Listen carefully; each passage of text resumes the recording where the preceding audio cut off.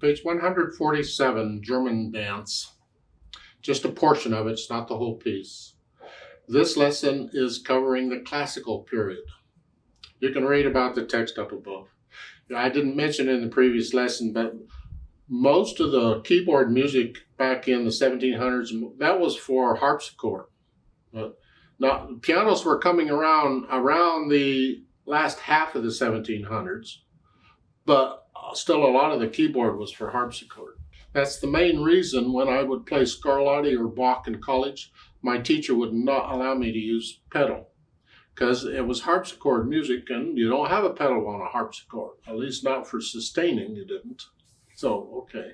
However, we're in the classical period now and we got pianos now, so a lot of this might be for piano or it could still be for harpsichord, it depends.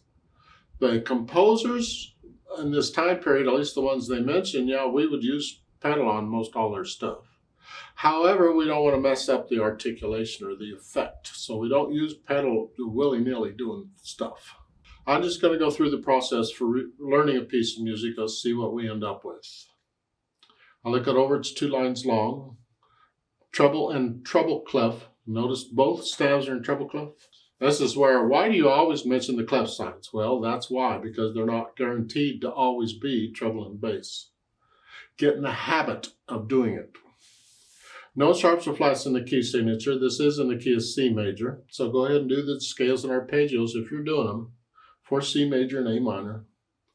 3/4 time signature with a pickup beat. And again, first I want to connect all the notes with the fingers if I can, so I may have to adjust the fingering. You see, the person who edits the book may not use that style of fingering, so their fingering would be different. Coming on beat 3. 3, 1, 2, 3. Reach up more. And then in measure 5, it's a 4 and then a 3. We just changed hand positions on a repeated note.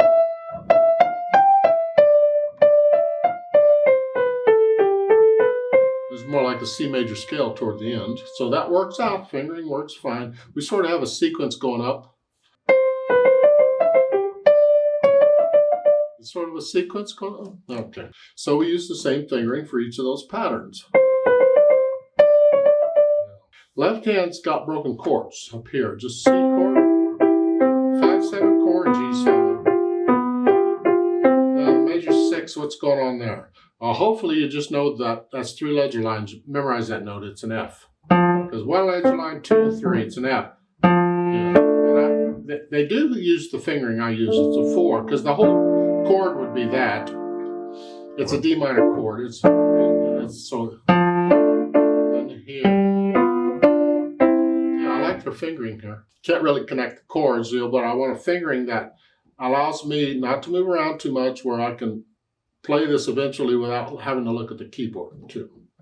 So I put them together, and if I hesitate, that's okay. I have to get off this note because the left hand needs it. So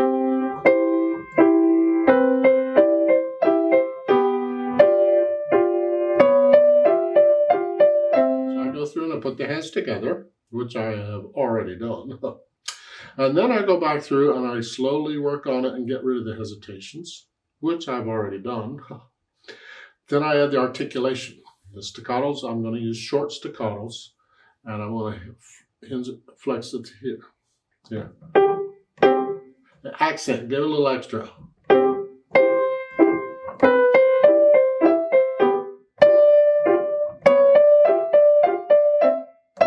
So I add the staccatos and the slurs and stuff, and the accents. And then I think about the speed. Vivo is fast, lively.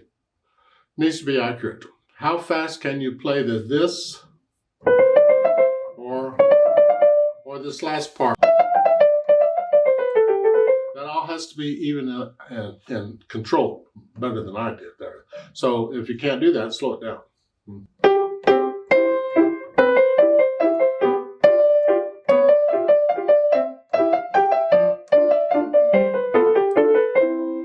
Keep in mind it's a dance. People are dancing to it. It's not going to go lickety-split dance. It's just a happy fiesta type party dance. Yay, team.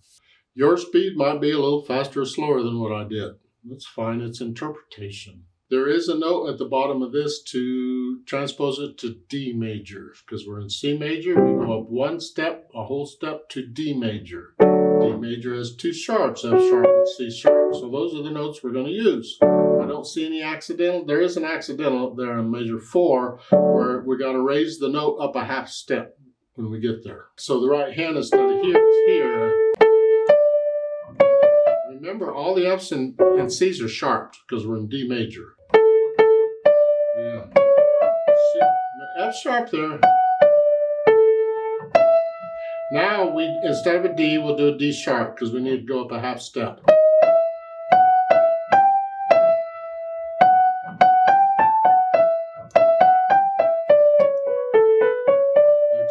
So you can use the same fingering. That worked out. Sometimes you have to adjust the fingering because of the black keys get involved. But this works. You can use the same fingering. Left hand, well, again, you got the 1 chord and the 5/7 chord for the most part. So here we're in D major. And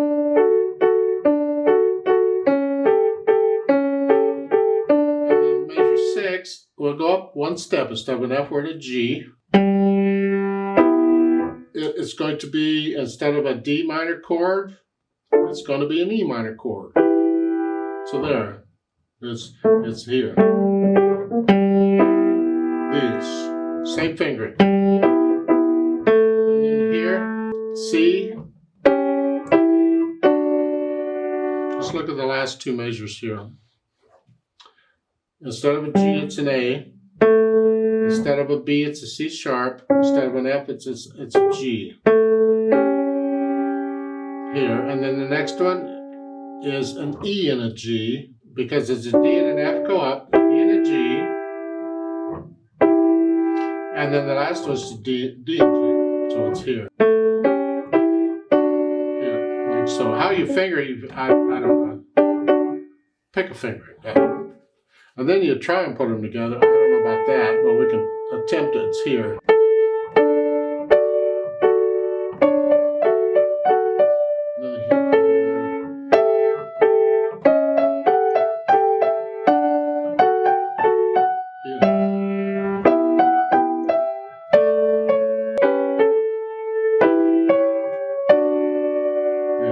Hesitated all over because I'm just kind of figuring it out, but generally that's the idea with transposing it. Let's play it together slowly and check the notes and the rhythms, just like it's written here. I'll give us 2 counts. Ready, go.